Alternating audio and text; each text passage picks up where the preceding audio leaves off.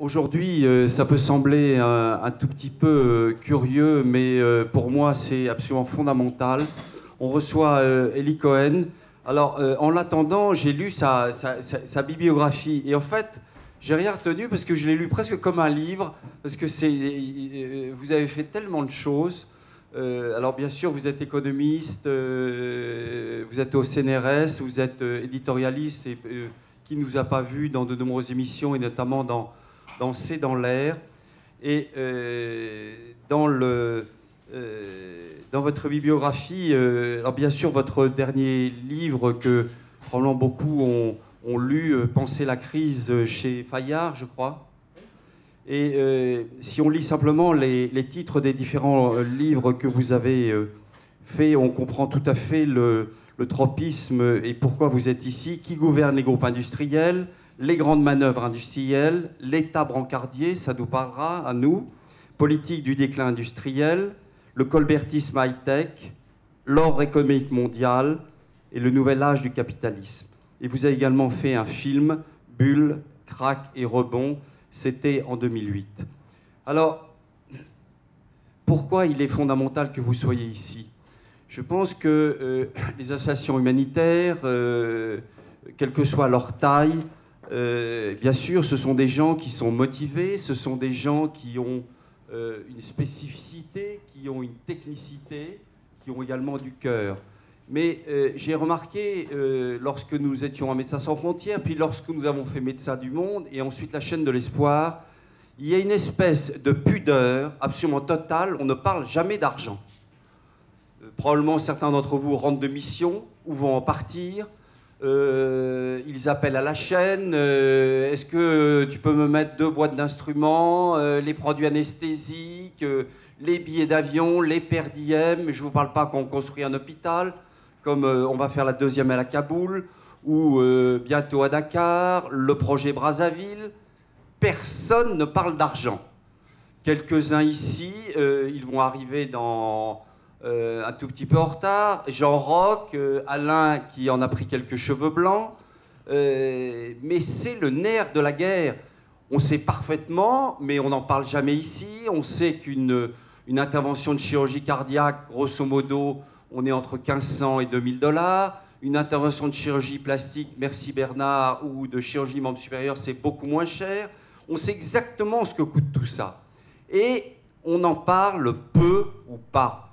Le budget de la chaîne, 17 millions d'euros, avec une croissance toujours à environ 10%, mais beaucoup d'inquiétudes. Je voudrais simplement rappeler une phrase de Michel Serres qui disait « La générosité sous toutes ses formes est la 7e économie mondiale, car elle mobilise 1000 milliards de dollars. La croissance de la générosité est 10 fois supérieure à la croissance de la bourse. » C'est ce qu'il disait il y a 2 ans. Et juste pour terminer, je veux vous dire que la croissance, enfin la générosité n'est pas en croissance. C'est pour la première fois, et c'est pour ça que recevoir Eli Cohen est pour nous extrêmement important. Pour la première fois, la générosité publique est en décroissance. Et notamment ce qui arrive en Espagne et en Italie. Et Antoine Vaccaro, qui va arriver tout à l'heure, vous dit que les dons décroissent de 20 à 40%. Ce qui rend toutes ces associations dans un péril terrible. Vous savez que l'argent de la communauté européenne a diminué de 20%, notamment sur tout ce qui est l'aide alimentaire. Et en France, il y a une baisse estimée de 10 à 15% de l'argent venant du gouvernement et des collectivités locales. Et enfin, dernier chiffre, en France, 3 milliards sur les dons manuels, 1 milliard sur les legs, 2 milliards sur le mécénat d'entreprise. Tout ceci avec 6 millions de donateurs. Et pour la première fois, une décroissance de ce nombre de donateurs, même en France. Et c'est pour ça que je crois que recevoir Eli Cohen est extrêmement important. Ça doit nous toucher, ça doit nous intéresser, parce que je crois que le futur de nos différentes missions, de nos interventions, de nos constructions de plateaux techniques est lié à, n'ayons pas à le dire, n'ayons pas cette fausse pudeur, il est lié au don, il est lié à l'argent. Si on ne parle pas d'argent, je pense que nous sommes irresponsables. excusez-moi de ce chapeau, mais il était important et merci d'être parmi nous. Merci de ces mots de présentation. Alors, je dois vous parler de la situation économique et plus particulièrement du point où nous en sommes de la crise. Vous vous en souvenez, quelque part vers la fin de l'année dernière, François Hollande avait dit la crise est derrière nous. Et puis il a précisé c'est la fin de la crise de la zone euro, ou en tout cas c'est la fin de la phase aiguë de la crise. Et il faut dire qu'à la fin de l'année dernière, le climat était légèrement euphorique. Le climat était légèrement euphorique parce que les catastrophes qu'on avait anticipées ne s'étaient pas matérialisées. Et donc dans une situation où le pire n'était pas arrivé, on s'est permis de croire que la situation s'était améliorée. Et d'ailleurs, dans la foulée, François Hollande a annoncé que la France serait de nouveau en croissance. En 2013, il avait prévu une croissance du PIB, c'est-à-dire de la richesse nationale, de 0,8% par an. Il avait prévu également une très nette réduction du déficit et il avait prévu une inversion de la courbe du chômage. À peine 2 mois après, la situation s'est assez radicalement transformée du point de vue de la perception, parce que sur les fondamentaux, comme je vous l'indiquerai tout à l'heure, il ne s'est rien passé au cours des 2 derniers mois. Rien qui justifie qu'on passe de l'optimisme de la fin de l'année dernière à l'hyper-pessimisme actuel. Mais en tout cas, plus personne aujourd'hui n'ose imaginer qu'en 2013, on va faire de la croissance. Plus personne ne pense qu'on tiendra nos engagements de réduction du déficit et plus personne ne pense qu'on inversera la courbe du chômage. Donc, qu'est-ce qui s'est passé ? Pourquoi a-t-on, en si peu de temps, finalement changé notre regard sur la situation économique ? Alors pour cela, il faut revenir un petit peu en arrière et regarder plus précisément ce qui s'est passé en 2012. Et là, il faut quitter la France pour essayer de regarder l'image plus générale. Si vous voulez, l'année 2012 a été marquée par 4 grandes menaces qui étaient les suivantes. La première grande menace, c'est ce qu'on appelait, en anglais, excusez-moi, le double dip, ou en français, le double plongeon, si vous voulez. Ça voulait dire quoi ? Ça voulait dire qu'après la phase massive de contraction de l'activité économique au niveau mondial qu'on avait connue en 2009, eh bien, l'inquiétude, c'était de connaître une rechute du même type en 2012. Vous vous souvenez de ce qui s'était passé en 2009 ? Je le rappelle pour ceux qui ne s'en souviennent pas. En 2007-2008, on a eu une crise financière d'une violence considérable avec la chute de Lehman et l'effondrement du système financier international qui n'a été sauvé que par des interventions d'une violence incroyable de la part des États, de la part des banques centrales qui ont permis de sauver le système financier. Mais ce sauvetage du système financier n'a pas pu empêcher que 2009 a été une année économique noire dans le monde, puisque je vous rappelle par exemple que la croissance avait baissé de 2,9% en France, qu'elle avait baissé de près de 5% en Allemagne, qu'elle avait baissé de près de 7% au Japon. Donc, si vous voulez, on n'avait pas connu depuis la crise de 29 de phénomène de contraction économique aussi violent. Avec, si vous voulez, dans le détail, des choses impressionnantes, comme une baisse, par exemple, dans le secteur de l'automobile en Espagne qui était de 30%. Donc, si vous voulez, avec une chute du commerce mondial de 15%. Donc 2009 avait été une annus horribilis et l'une des inquiétudes, c'était que 2012 reproduise le schéma de 2009. Pourquoi avait-on cette inquiétude ? Eh bien, parce que la zone euro était en crise majeure. La zone euro, depuis, comme vous le savez, la fin de 2009, ça a commencé avec la Grèce, et puis la situation s'est progressivement développée. Comme on a été incapable de régler correctement l'affaire grecque, c'est ensuite le domino irlandais qui est tombé. Puis après le domino irlandais, ça a été le domino portugais. Puis après le domino portugais, ça a été le domino espagnol. Et puis après le domino italien. Et cette contagion d'une crise européenne que nous n'avons pas été capables de maîtriser a fait que, eh bien, il y avait des inquiétudes fortes que la croissance mondiale soit massivement atteinte en 2012. Et de fait, c'est ce qui s'est un peu passé, puisque la violente contraction de l'activité économique dans la zone euro a fait que l'économie mondiale a cru beaucoup moins rapidement. Il faut savoir qu'en 2012, la croissance dans les 17 pays de la zone euro a été négative. D'ailleurs, elle sera également négative en 2013. Donc, quand le premier marché mondial, qui est le marché européen, se contracte violemment, eh bien, il y a un risque que cette contraction diffuse dans l'ensemble du monde par les mécanismes de l'échange, par les mécanismes financiers et par le mécanisme d'échange. Et comme par exemple, un pays comme la Chine est un pays qui dépend très fortement de ses exportations pour sa croissance interne, donc l'inquiétude que nous avions en 2012, c'est que la faiblesse de l'Europe, et notamment sa croissance négative, entraîne dans sa chute les pays émergents, comme la Chine, ou les pays émergents producteurs de matières premières, comme le Brésil, et que cette contraction de ces deux grandes zones économiques elles-mêmes produisent des effets aux États-Unis, au Japon et ailleurs. Donc voilà, première inquiétude, c'était le double dip, le double plongeon économique.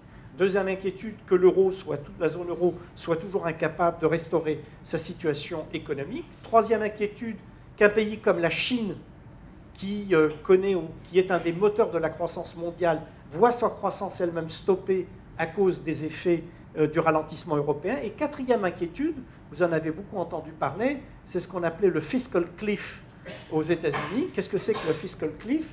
On traduit ça parfois en termes de falaise budgétaire, mais ça ne veut rien dire du tout. C'est en fait une situation aux États-Unis où le conflit politique insoluble entre les républicains et les démocrates fait que républicains et démocrates ont décidé, lors de la crise financière de 2010, que s'il n'y avait pas d'accord entre républicains et démocrates pour réduire la dépense budgétaire, commencer à limiter la croissance de la dette, et notamment s'il n'y avait pas d'accord pour réviser le plafond d'endettement qui est voté par le Congrès, alors, le 1er janvier 2013, entreraient en œuvre des coupes automatiques et aveugles dans les dépenses tant civiles que militaires. Hein. Et donc, à la fin de 2012, nous étions inquiets de ce qui se produirait le 1er janvier 2013 s'il n'y avait pas d'accord entre démocrates et républicains. Voilà. Donc ça, c'était les 4 inquiétudes majeures que nous avions en 2012. Et donc, on se disait, si on n'arrive pas à régler ces problèmes, eh bien, 2012 risque d'être aussi mauvais que 2009. Et puis, fin 2012, il y a 4 petits miracles qui se sont réalisés, qui font que 2012 ne s'est pas terminé dans des termes aussi catastrophiques que ceux qu'on avait anticipés, mais pour autant, les problèmes structurels n'avaient pas été réglés. Quels ont été ces petits miracles? Le premier petit miracle, c'est que la crise qui se développait dans la zone euro, notamment avec les attaques spéculatives qu'il y avait eu sur les dettes espagnoles et italiennes, ont reculé parce que, par la magie d'un mot, par la magie plus exactement de 3 mots, M. Draghi, gouverneur de la Banque centrale européenne, a déclaré que la Banque centrale ferait tout le nécessaire pour éviter l'éclatement de la zone euro. Et cette expression, tout le nécessaire, en anglais c'est mieux encore, c'est whatever it takes. Il annonçait qu'il ferait tout ce qu'il faudrait pour éviter l'éclatement de la zone euro et pour éviter donc l'effondrement de l'Espagne et de l'Italie.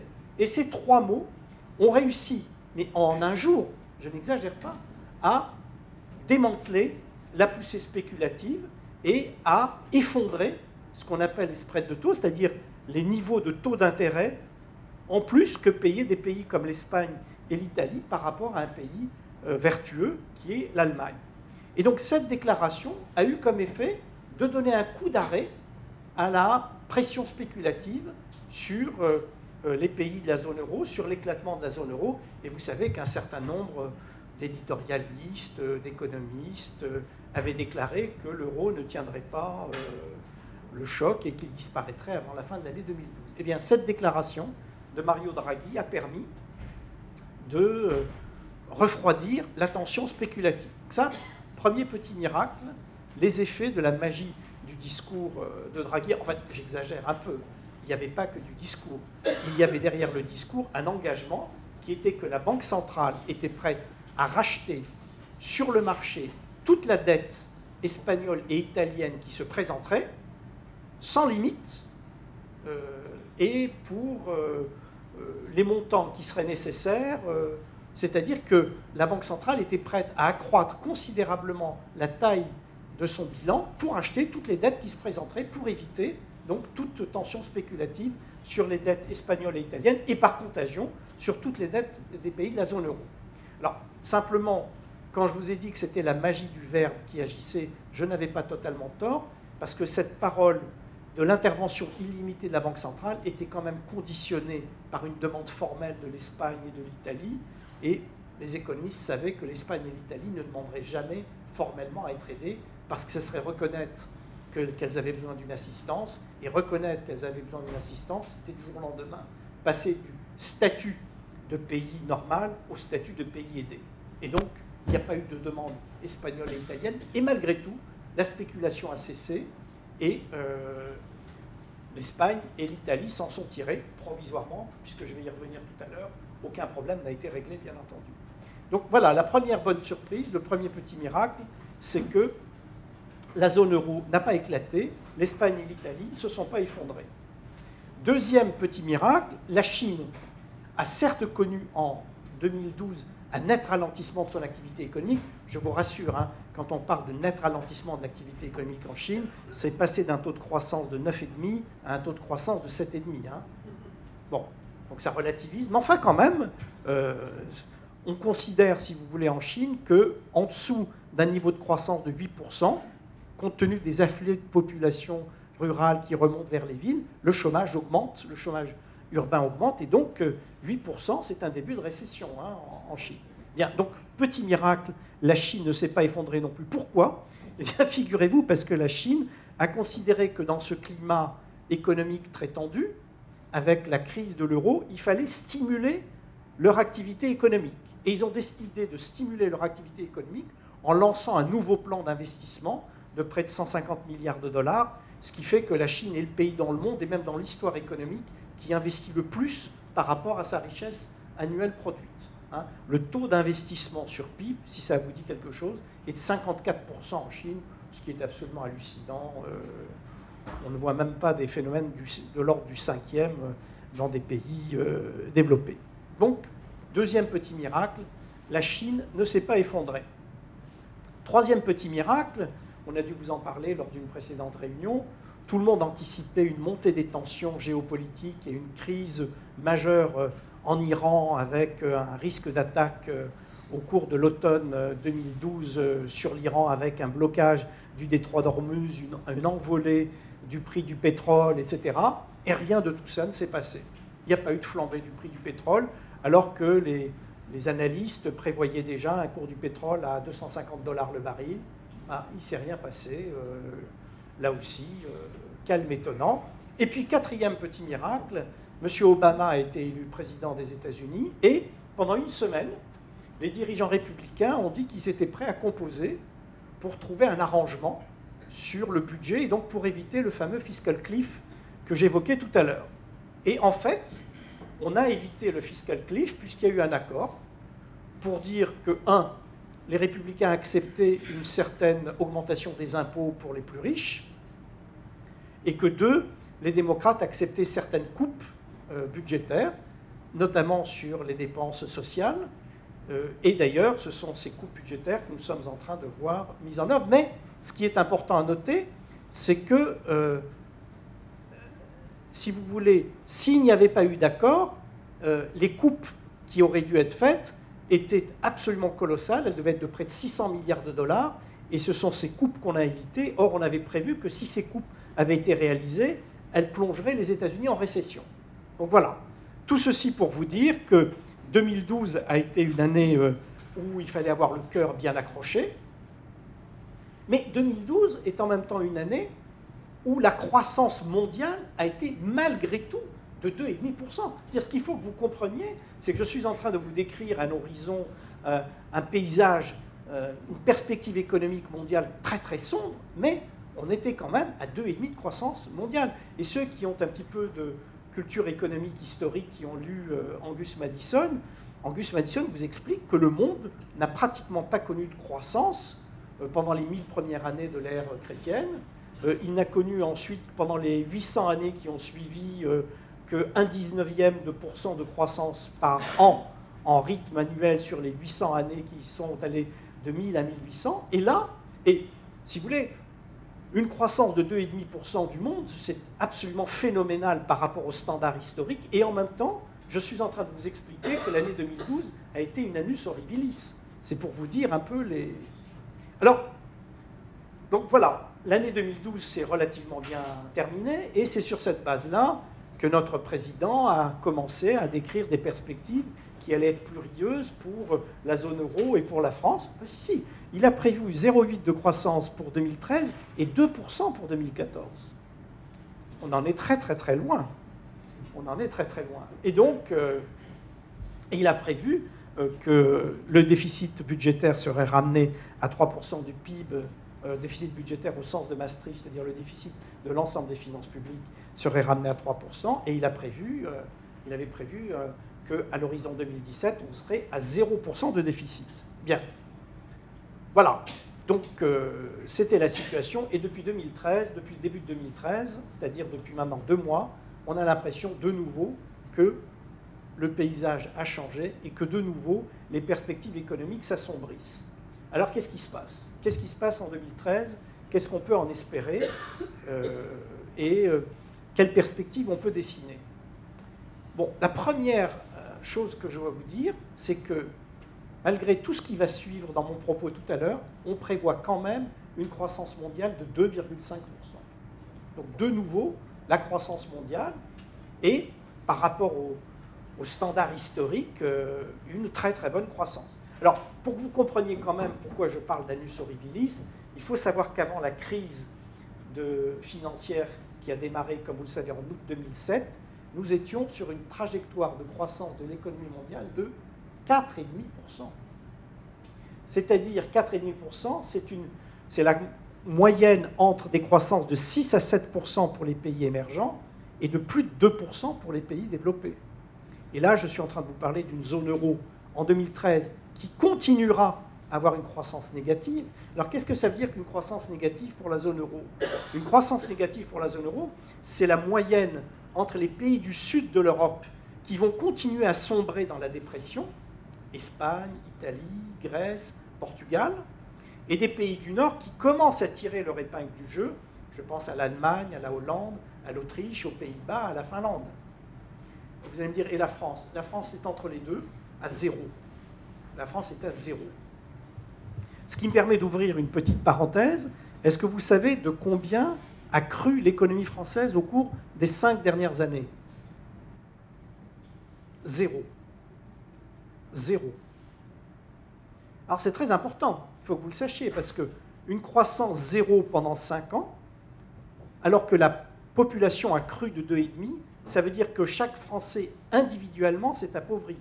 Le PIB par habitant a baissé au cours des 5 dernières années. Et comme au même moment, la croissance des dépenses sociales a été en volume d'au moins 2%, ça veut dire que nous avons financé totalement à crédit toute la croissance de toutes nos dépenses. Donc, ça s'est traduit immédiatement par une augmentation de la dette. Hein, c'est ça l'équation de base de la France. Croissance 0. Mais, je ne sais pas si ça va vous rassurer ou pas, la croissance en Italie est de 0 depuis 10 ans. C'est-à-dire qu'il y a encore pire que la situation française.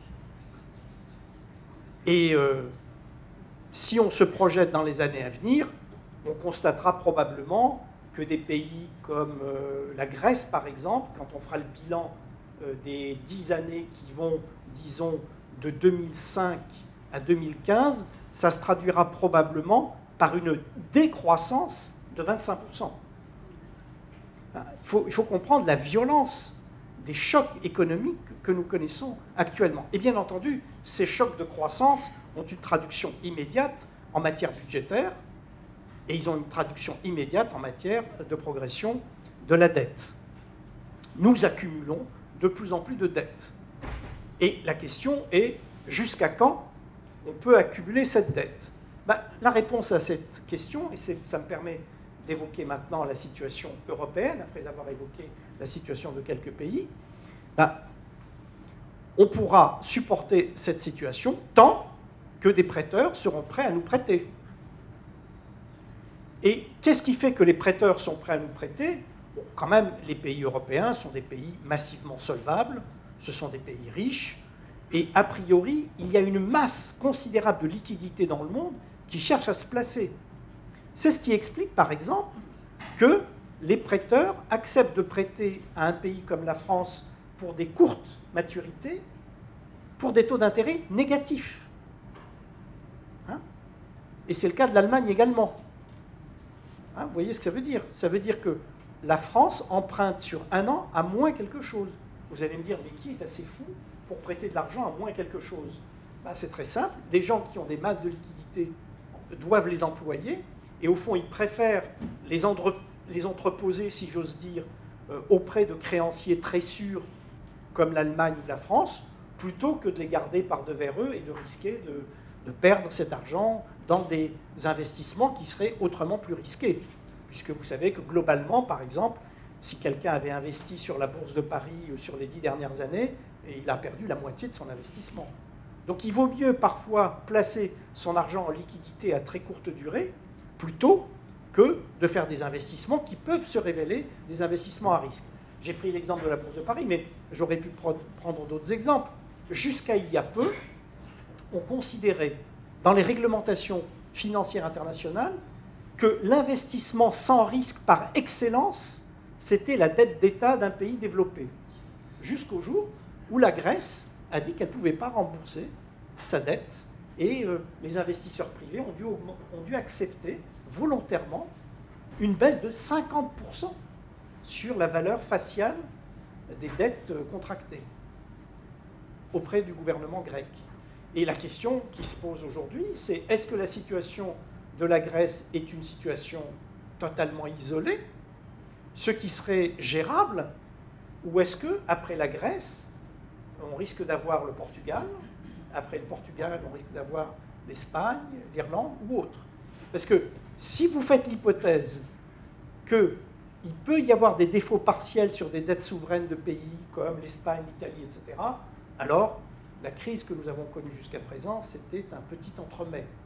Parce qu'il n'y a pas une banque européenne qui peut tenir si l'Italie ou l'Espagne font défaut. Et a fortiori si l'Italie et l'Espagne font défaut. D'où la question de la gestion de la crise au niveau européen. Ah, il se trouve qu'au cours des 3 dernières années, dans la phase aiguë de crise européenne que nous avons connue, il y a une très bonne nouvelle et une très mauvaise nouvelle. La très bonne nouvelle, c'est que chaque fois, au bord du précipice, on a trouvé la solution qui évitait de tomber.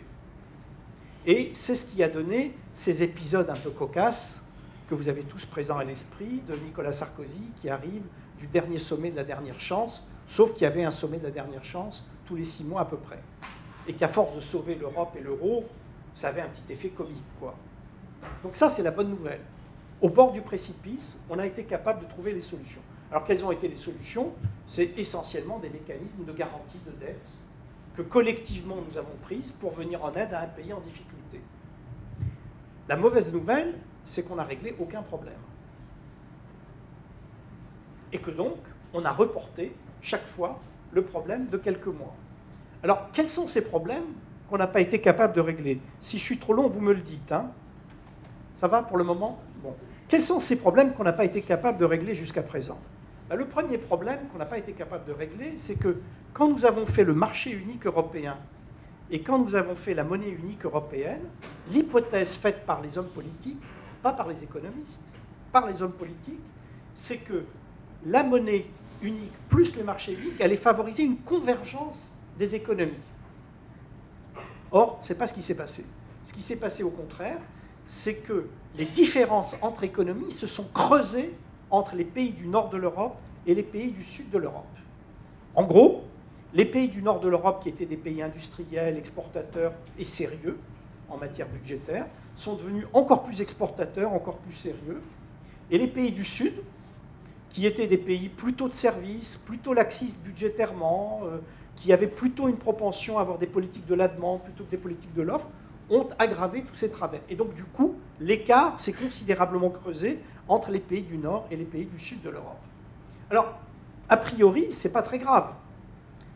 si nous étions une fédération parfaite, avec une libre circulation des hommes, des capitaux, des compétences, et surtout de la ressource budgétaire et fiscale, il n'y aurait pas de problème. Qui se soucie du caractère exportateur ou importateur, industriel ou de services de la Louisiane par rapport à la Californie?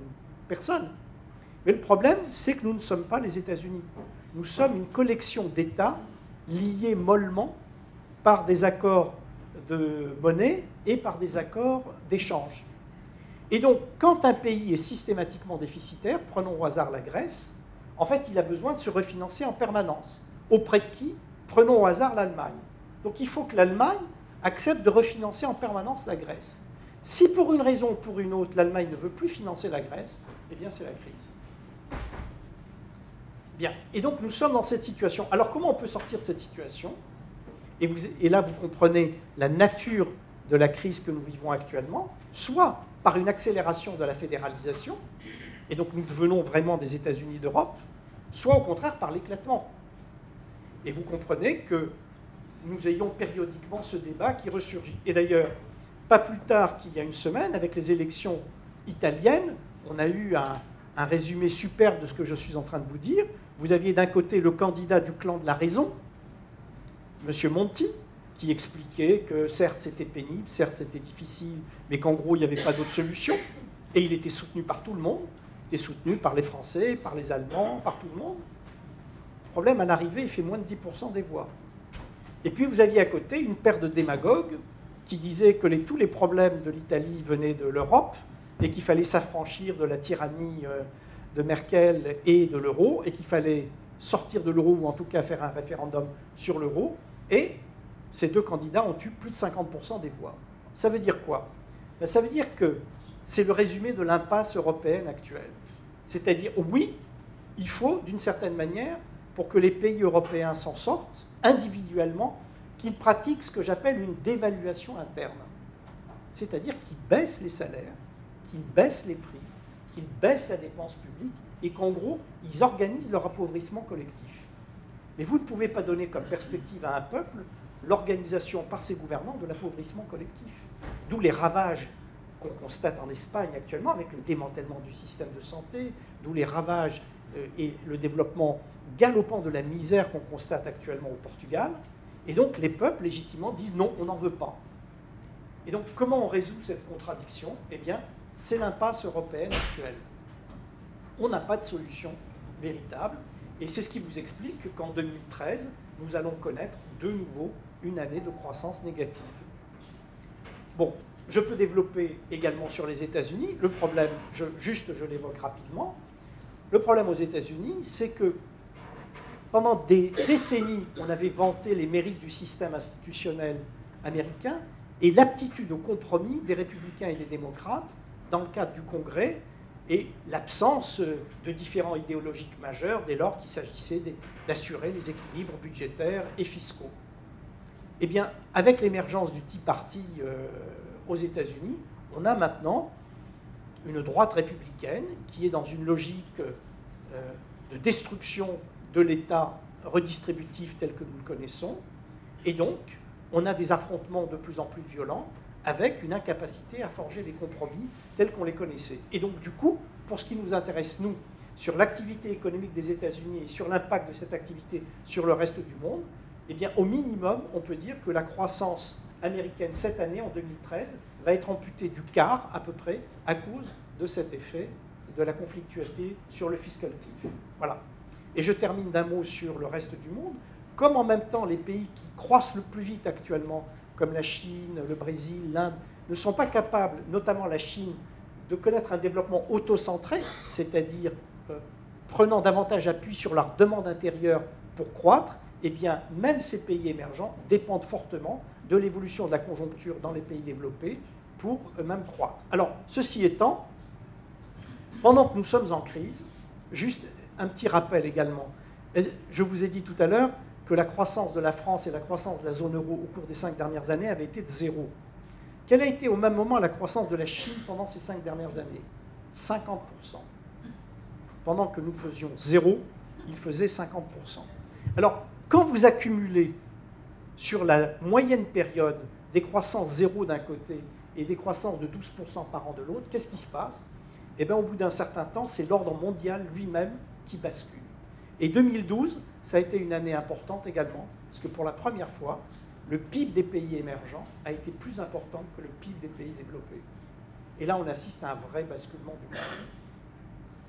On assiste vraiment à un appauvrissement relatif des pays développés et une croissance formidable des pays émergents. Alors, pour l'avenir, cette croissance des pays émergents pour les pays développés, c'est une fantastique ressource, bien entendu. Imaginez simplement ce qu'une nouvelle classe moyenne d'1 milliard de personnes peut représenter comme potentiel de demande pour des pays développés, sophistiqués, avec leurs grandes marques, leur luxe, leurs signes de distinction. Les bourgeoisies de ces pays-là vont vouloir se différencier. Et donc nous sommes des producteurs de superficialité qui collent parfaitement avec l'émergence de cette formidable classe moyenne. Donc nous avons des marchés théoriquement formidablement développés. Mais encore faut-il être capable de gérer cette contradiction qui se développe au cœur de l'économie des pays développés, résoudre des problèmes qu'on ne sait pas résoudre aujourd'hui au sein de la zone euro, au sein des États-Unis. Et ça, ce sont en gros les grands enjeux qui sont devant nous, c'est-à-dire comment inventer de nouveaux modèles économiques adaptés à ce basculement du monde et à cette émergence des émergents qui ne sont plus émergents maintenant, puisqu'ils représentent l'essentiel de l'économie mondiale. Voilà, je vais peut-être m'arrêter là.